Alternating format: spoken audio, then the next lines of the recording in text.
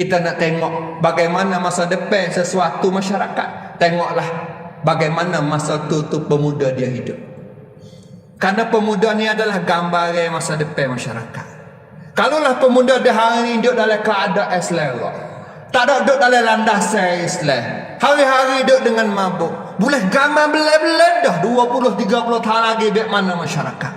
Tapi kalaulah di hari ni pemuda-pemudi duduk dalam landasan Islam, semaya berjamaah, gotong royong, kerja tak hemat orang, ikut suruh buat berlaku, kita boleh gambar belah-belah dah bagaimana 20-30 tahun akan datang. Pemuda yang kuat beribadat kepada Allah Subhanahu wa taala. Nabi sebut dalam hadis untuk nak beri khabar baik kepada mana-mana pemuda. Yang mana kata Nabi golongan ini termasuk pemuda antara golongan yang dijamin akan dapat teduh hari yang tidak ada teduh. Berapa orang di kalangan pemuda bila dengar hadis ini dia rasa semangat untuk nak beribadat kepada Allah. Tuan-tuan kelih tengok dalam masyarakat kita. Bila kita tengok dalam masjid di rumah Allah, berapa ramai pemuda kita mari semaya berjamaah di rumah Allah.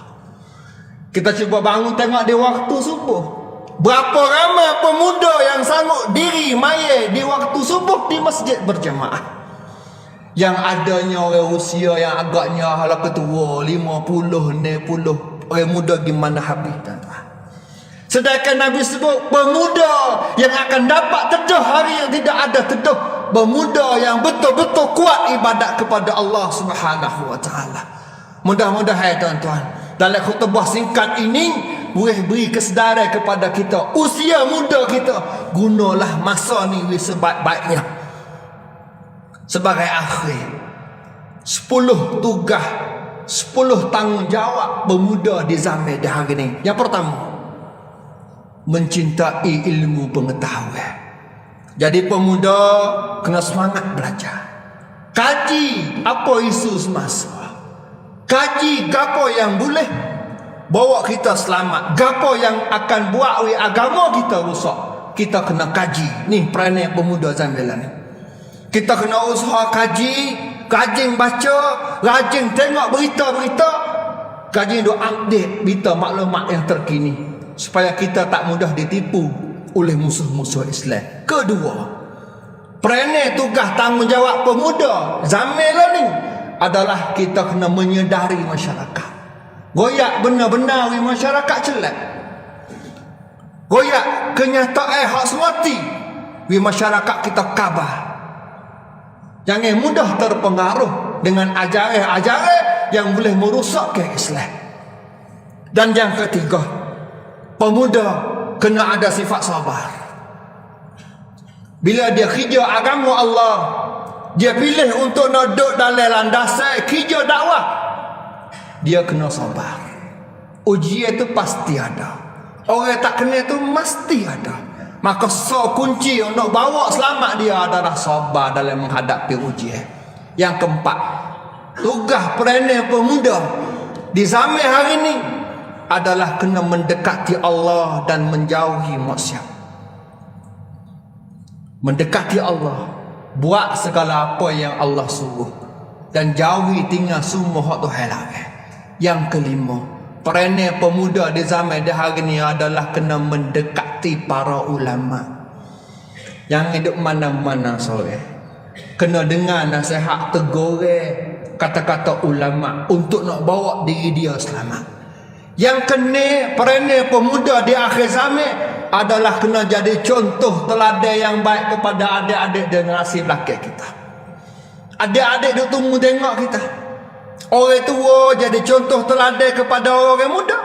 Orang-orang muda pula jadi contoh teladan kepada orang-orang belakang dia. Supaya anak-anak kita, adik-adik pelajar tadika sekolah rendah, dia tengok abang-abang dia memang hebat, dia akan ikut jejak langkah yang hebat itu. Jadilah contoh teladan kepada orang belakangnya. Dan yang ketujuh, peranan pemuda kena ada di zaman hari ini adalah kita bangga dengan agama Islam kita. Rasa suka, rasa gemar, bangga atas agama yang kita ada. Jangan mudah tertipu dengan agama asing. Agama asing buat gapo kita suka ikut, jangan tuan-tuan. Perayaan hari raya agama asing, hari besar agama asing, jangan tuan-tuan, jangan ikut bersama. Kita bangga dengan agama kita, kita rasa suka dengan agama kita. Jangan kita tengok orang asing dia pakai pakaian ketat, terbuka aurat, dipengaruhi, kita rasa tiru, kata tiru, kita rasa nak buat hati. Jangan. Patut kita bangga dengan agama kita. Dan yang ke-8, tugas peranan tanggungjawab pemuda di zaman hari ini adalah kena berjiwa khidmat dan memanfaatkan diri untuk kepentingan masyarakat.